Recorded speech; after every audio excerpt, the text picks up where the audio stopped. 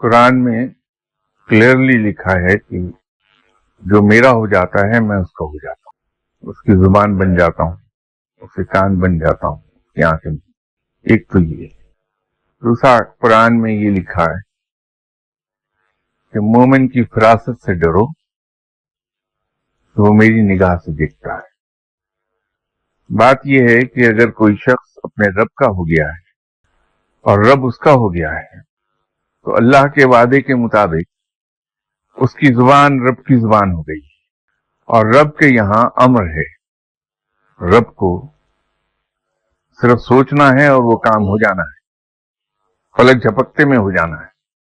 تو اگر وہ بندہ رب کا ہو گیا اور رب اس بندے کا ہو گیا تھا جو حضرت سلیمان علیہ السلام کے دربار میں موجود تھا، تو اس شخص کی زبان رب کی زبان تھی، اور اس کی زبان سے نکلا ہوا لفظ امر تھا، اور پلک جھپکتے میں ہونا تھا، اب وہ ہو گیا۔ ویسے تو اس کا جواب یہ دیا جا سکتا ہے دوسرا، کہ رب تعالی نے اسے علم الاسباب عطا فرمایا تھا، اور جسے اسم اعظم کہتے ہیں،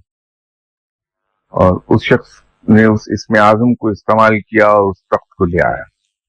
لیکن یہ بات میں قرآن کی زبان میں ادا نہیں کر سکتا،